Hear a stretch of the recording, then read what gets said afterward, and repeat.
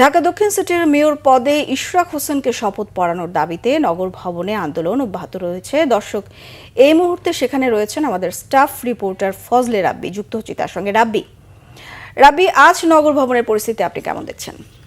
ধন্যবাদ।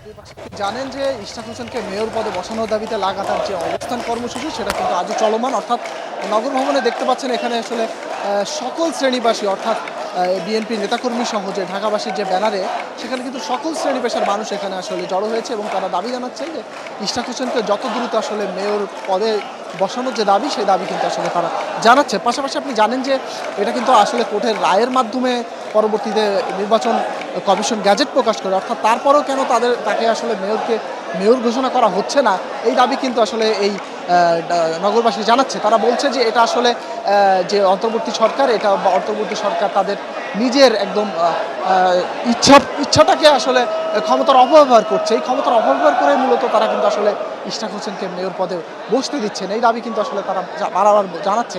পাশাপাশি আপনি জানেন যে এই আন্দোলনকে ঘিরে কিন্তু অবরুদ্ধ আছে নগর ভবনের সকল কার্যক্রম, ফলে মানুষের এক ধরনের ভোগান্তি সৃষ্টি হচ্ছে এরই মধ্যে।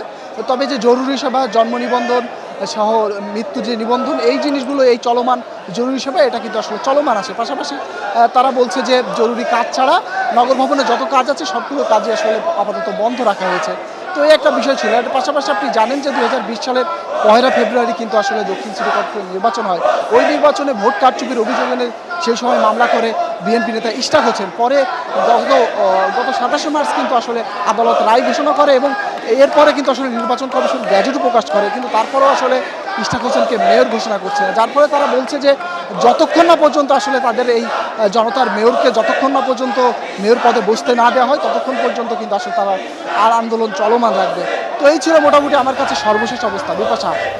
রাব্বি, ধন্যবাদ আপনাকে।